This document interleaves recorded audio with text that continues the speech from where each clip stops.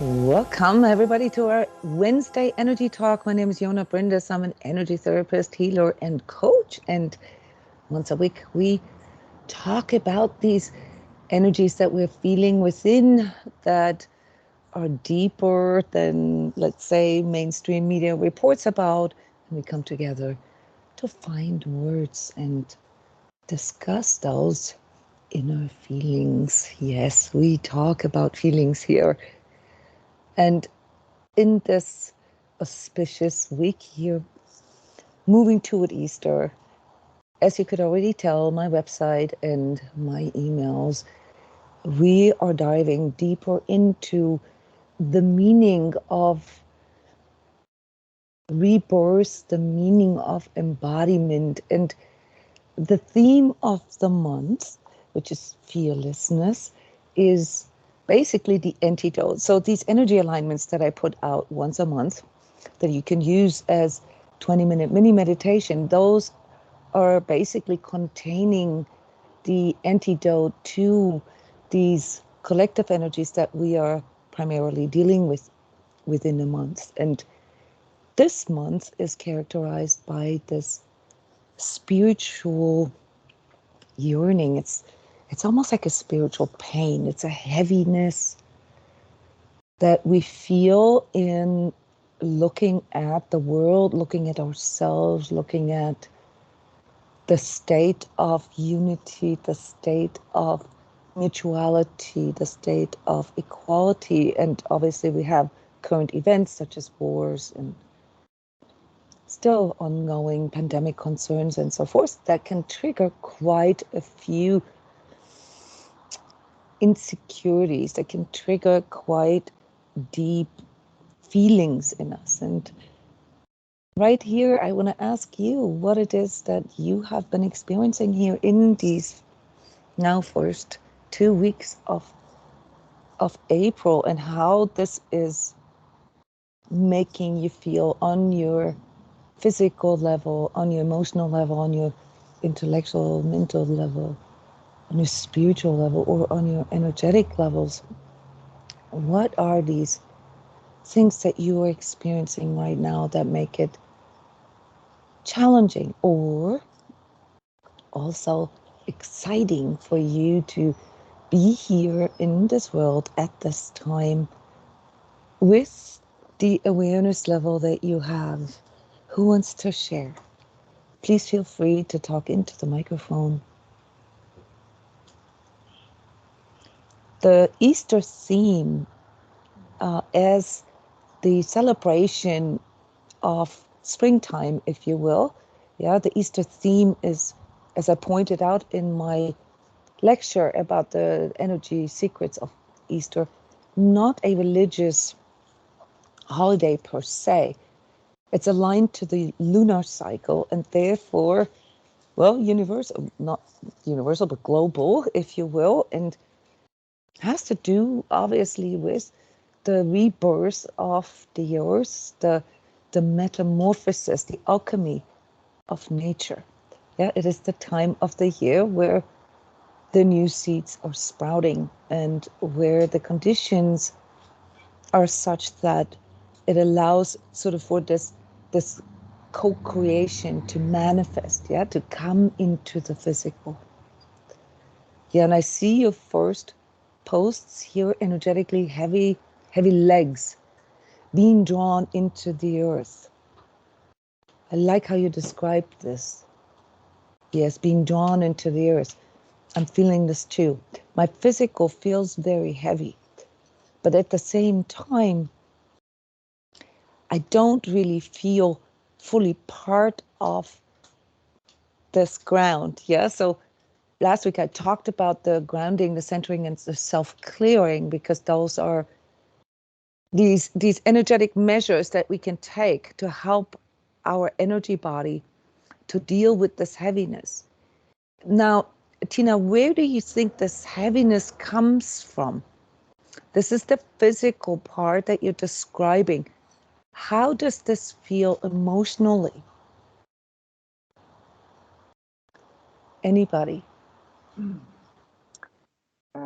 It's Tina here. Hi. Right. Emotionally,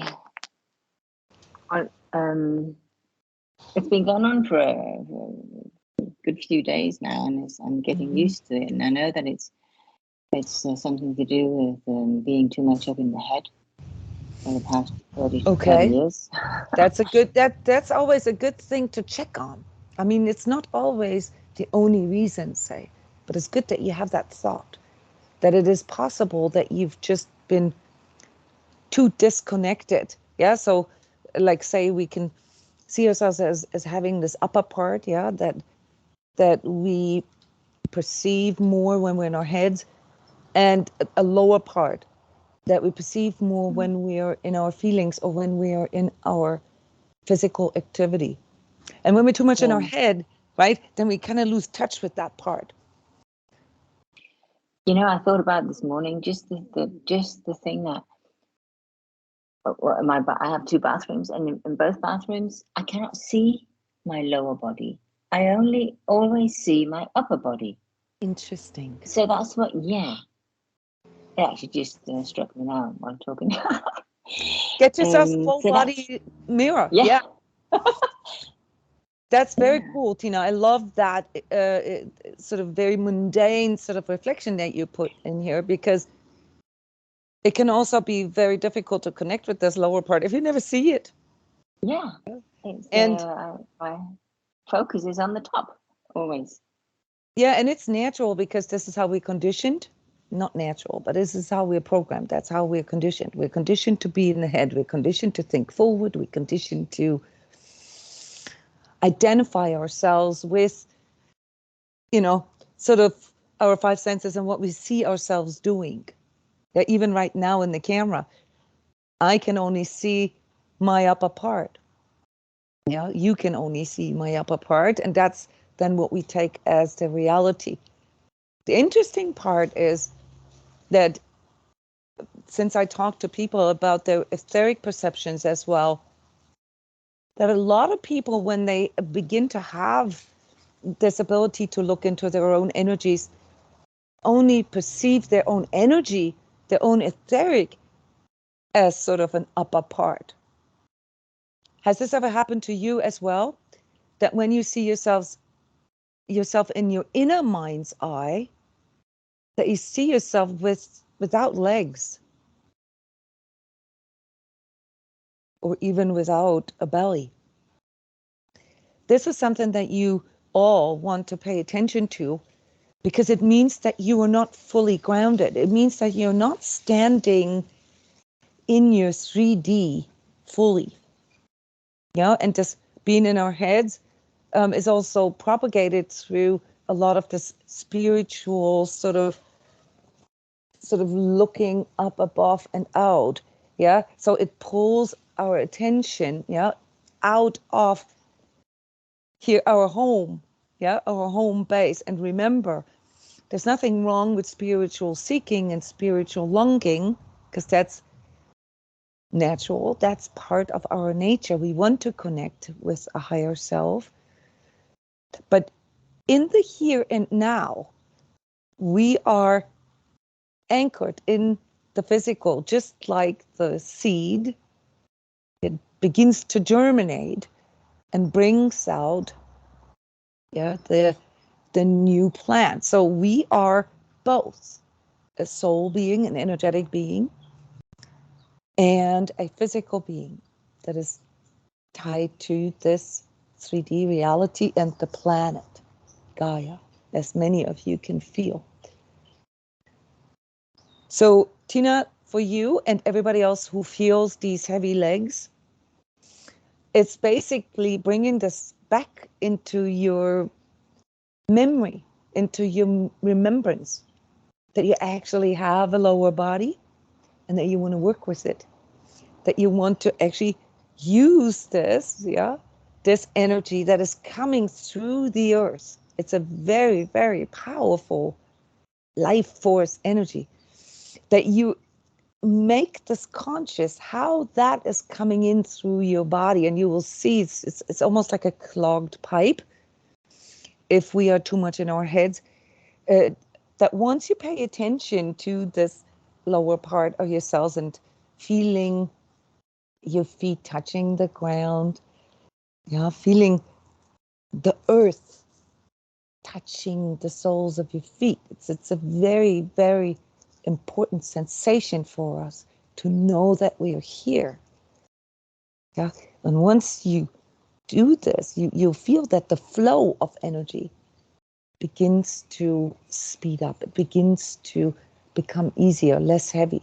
So heavy legs, besides a multitude of medical reasons, which I'm excluding right now, it felt as an energetic sensation is showing you that the energies here in this lower part of you, that they are not moving fast enough, that they're clogged or blocked somehow. And the best way to deal with this is connecting with nature. Take your shoes off, stand in the grass, look at the leaves, the plants, the trees around you. Picture yourself being like a tree that has roots deep in the earth. Maybe even, if you want to go a little more spiritual, connecting all the way to the heart of this planet, the heart of Gaia, the eternal heart, yeah, that gives life to all these 3D beings here on this planet. Thank you for sharing, Tina. Serious sharing. True, during the last 2 nice days, you saw a lot of chemtrails, okay, and you felt how the earth is trying to handle this. Tears in the eyes and the whole thing. Okay, all right, so you're bringing in a different aspect, Syria. You're bringing in an outer aspect. Yeah, so without going deeper into chemtrails and the theories around that, you are referring to your condition as a physical condition. And it's possible. Yeah, I'm not saying it's not. Okay, but when it comes to you handling it, yeah, it's about not how the planet handles it. Okay, the planet, Gaia, can handle things. Yeah, this is we're just sort of in occurrence here, yeah, for the planet. But it's about us dealing with this because we are here and now. Okay, we are in the here and now. So whether it's a chemical contamination or earth changes, yeah, whether it's just simply the earth breathing, whether it's something that occurs for karmic reasons, those are external factors. And external factors we cannot control. All right, so what we can do instead and must do if we want to be a conscious soul self, yeah, recognizing the conditions of 3D as part of our task, our soul task here, then we need to learn how to deal with things internally. Yeah, and if you live in an area where you think that the chemical or electromagnetic contamination is too high, yeah, then we're talking about managing energies based on changing your outer conditions. Yeah, it's just like when we're in a toxic relationship or in a toxic work situation, or when we live in a house that has a mold infestation. We have to do something about this. And if this is too big, say chemtrails is not something that you can address as individual, yeah, then we either start going into the physical action of forming groups, activist groups or something, and protesting to our local legislators about this, yeah, and mobilize sort of the power of the group, the power of together, or we move somewhere where there's less of that. I hope this is sufficient as a way to address those kind of things, yeah, that are not internal. Those are external. Aneta is referring to the internal parts here, the sadness, the sadness that is making it hard for her to feel connected to herself. That, Annette, is something that a lot of people report about right now. Okay, that is something that we feel as how I described it in the write-up for the Energy Secrets of Easter, as an impulse, a spiritual yearning to connect with our higher self. And this is very typical around this time of the year.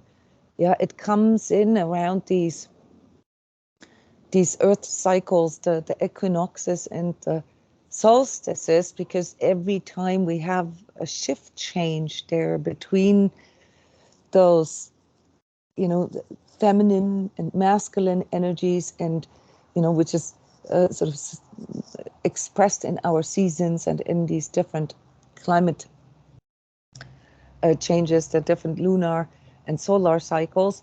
Yeah, there is an opening that occurs, and that opening can be felt for us. So in April, we feel this strong yearning to connect with our soul. Higher self and soul here used interchangeably. There is obviously still a difference, but I don't want to go too esoteric on you here. I just want to help you understand what it is that you are so nostalgic about, or that you may even feel a feeling or an emotion that reminds you of a grieving. Annette, does it remind you of a grieving process? Is there the sadness that you described? Is that an emotion that feels like, yes, a nostalgia? Yeah. Yes, it feels like a grieving, but it doesn't feel like it's me. It's yeah. I can look at it and feel, wow, what is it? Where it is coming from? Like it's coming from the outside, and then I thought, okay, it's Easter, and okay, maybe it's because of the Easter energy. Yeah, so the Easter energy, let's define this a little bit, right? It's not mystical, okay? So we have, where do you live, Annette? It's important to look at that when you want to analyze your collective energies. I live in Denmark. You live in Denmark. So Denmark is primarily a Christian country, even though the number of people going to church is very low. They're very low, way below 1%. I think it's somewhere 0.02%. Yeah. So you can't really say that it is a very religious country, but it is a Christian society. Yeah. So for the last 1800 years or so, Denmark, well, 1,000 years to be precise, Denmark as a collective, as a tribe, has subscribed to Christianity, which means that the times around big Christian holidays, whether people go to church or not, whether they believe in things such as Jesus or resurrection or the birth of Jesus or whatever those holidays are, is irrelevant, but you will still feel this in the collective. There is a collective response to those kind of national holidays. Yeah, be they motivated through religious or pagan reasons. Yeah, Easter is both. Yeah, because it has to do with the season. It has to do with the lunar cycle. It's not just religious.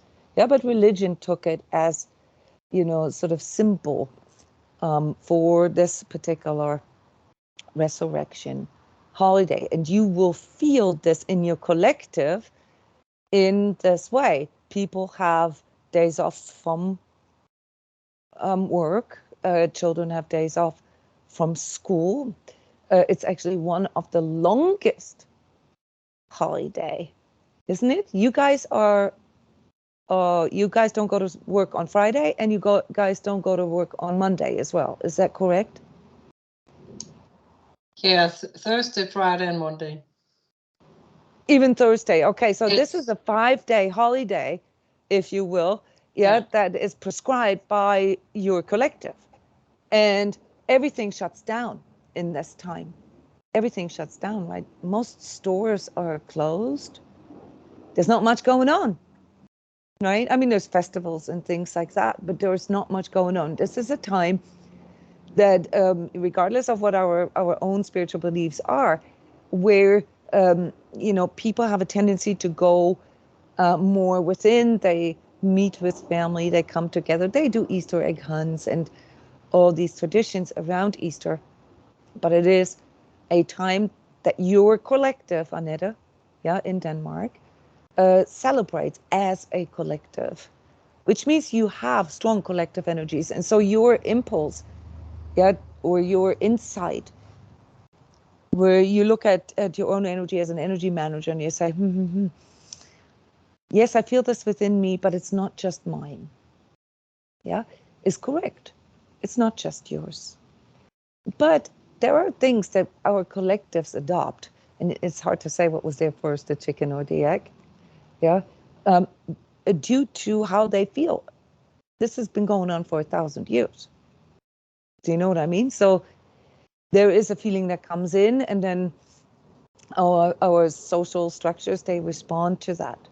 Just like the winter solstice celebrations, as Christmas and so forth, the darkest days of the year, they're more inner kind of times, and we feel this yearning stronger in those times.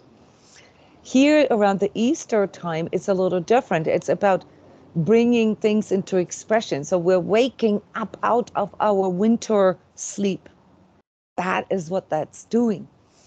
And the yearning or that nostalgia that you feel from an energetic or spiritual point of view is to reconnect with this life force that brings things back into 3D.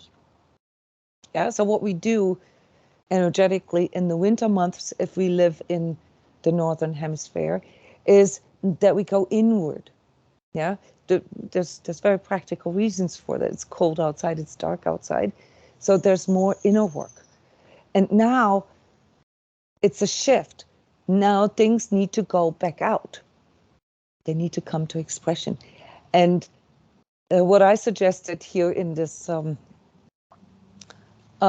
talk about Easter, the energetic secrets of Easter, is to make this a very conscious process. To ask yourself as an individual, let's say you're not a farmer. If you're a farmer, then you would naturally do this because the earth that requires you to do this now, to go out and to manifest, to put seeds in or to take care of the soil, fertilizer, and so forth. But if you're not a farmer, then you kind of disconnected from that process, and you have to find ways to internalize this. So the question for you now is, all of us here that feel this spiritual yearning in form of this heaviness, this pain, what can we do to consciously self-express and self-actualize in this world? What is our choice? Who do we choose to become? What are we choosing to be in this life? Whom do we want to experience this life as? That is what you're feeling with this heaviness. And you see that even though Tina focused on the physical aspect of this, Annette, the emotional and spiritual aspect of it, that there is a connection here. Can you see the connection in both of your sharings? I responded with connecting with the earth, connecting with the earth cycle, connecting with these natural seasonal cycles, because we are part of it. Our 3D, our body is part of it. We're not disconnected. This is what happens when we're too much in our heads. When we're too much in our heads and on the internet and whatnot, we don't realize, that we are part of a greater cycle. We're not solitary beings. And that is what we then need to reconnect with, which is why I recommend it to all of you to consciously use this Easter holiday, these times. Not every country has a 5-day holiday. Here in the United States, for example, we have no days off. Yeah. And we don't even celebrate Good Friday as a holiday. Okay. But in other countries, there's at least Good Friday. I remember growing up, yeah, the Friday before Easter, the Good Friday, used to be the deadest day of the year. Yeah. Because literally everything shut down. And therefore, as a child, I've developed a lot of tradition for myself. And that is that I would really focus on Easter decorations, on Easter baking, on blowing out eggs, painting them, hanging them up, bringing these colors, these vibrant spring colors back into my life. And I would consciously choose, well, as a child, I didn't consciously choose that, but the older I became, the more I realized why I was doing this. I was consciously choosing to bring this life force into my life via my creativity. So again, this is a different perspective, but same energy. The way we can choose and manifest what we want to bring into expression, yeah, due to the power of our consciousness, is to choose how to manifest it. And creativity, yeah, is a form to embrace life force, to embrace inspiration. Yeah. So what we need to learn here is, instead of seeking and longing and grieving and focusing on the pain of not being connected, is to choose to connect through what we bring into this life here right now, through our creativity, through our words, through our painting, through our planting, through our baking, through our, I don't know, playing games with others, through our dancing, through our planting, or, yes, exactly, through our cleaning up, cleaning out your closet, doing energy clearings, cleaning all the kitchen cabinets, yeah, doing deep cleaning, spring cleaning in your house. It's natural. Yeah, that's why we call it spring cleaning. Is part of this manifestation process. And so the overall sadness needs to be responded to with action, not with thinking. Action. And as you allow this action to come out of you, so to speak, you may not have a concept of why you're doing this or what the end result may be. It's not important. What's important is your conscious expressing of it. Is you choosing to follow this impulse, this yearning to connect with yourself, be it, yeah, through connecting with your body more, yeah, you get yourselves a full body mirror, or be it through connecting with these life force energies in an energetic way, be it through connecting with all your emotions, yeah, and maybe tuning into the joy of life, yeah, as an expression of this life force. These are conscious actions that you can take. And where our ego gets a little confused is that it thinks that it is the doingness that defines us as human beings. And I know this can sound confusing or contradictory when I say this, because I said action. Yes. But when I say action, I don't mean doing, or doing harder. What I mean is consciously acting. And in order to consciously act, you need to make a conscious choice. And in order to make a conscious choice, you need to be fearless. because sometimes you don't know yet where this manifestation will bring you, if you think about it. One of the reasons why we are so afraid of being authentic and being true and being real is because we are afraid of what would happen if we actually stood by ourselves, if we actually stood up for who we truly are and whom we want to experience this life as. And so as an energy coach, I can tell you all that it requires you to getting better at this is practice. Practice. And if you don't know how to tune into your life force, well, then use the planet, use the nature that you have around you as role model and tune into nature. And nature will teach you. Nature will teach you. You will not be able to prevent things from growing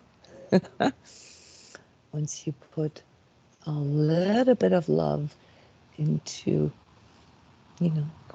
the earth, a little bit of water, and choosing what seed you want to put in.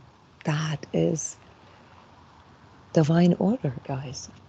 So the pain that you are feeling in your heads right now, the fear, the inner confliction that takes place in your head through excessive worrying, these cognitive dissonances and negative inner self-talk, that is what you need to overcome. That is the temptation.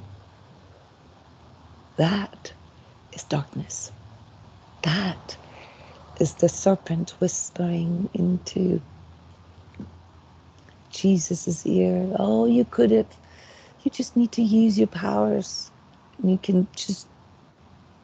don't have to die. You don't have to go through all this suffrage. You can just make all this go away.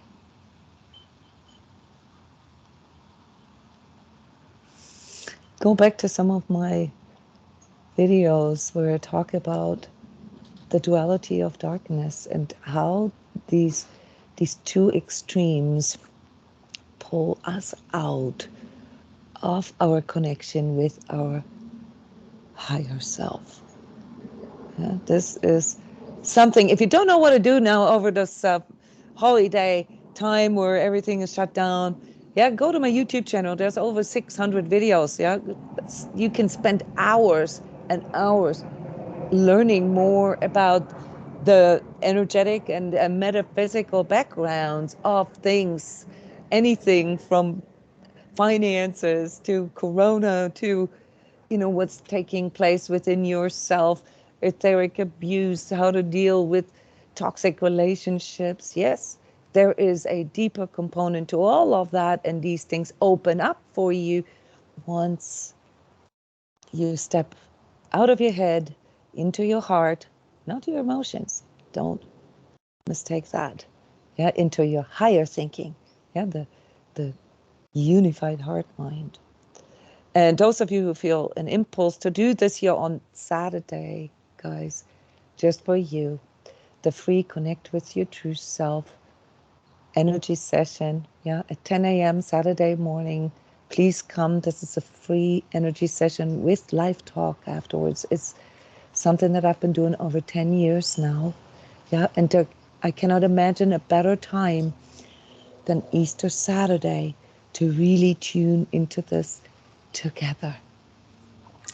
Yes, last but not least, togetherness, mutuality is what can also bring back this remembrance. It can help you to tune into this better and allow you to feel your own true nature better. So either together with nature or together with other conscious soul selves, that's my tip for you to deal with the heaviness at the moment.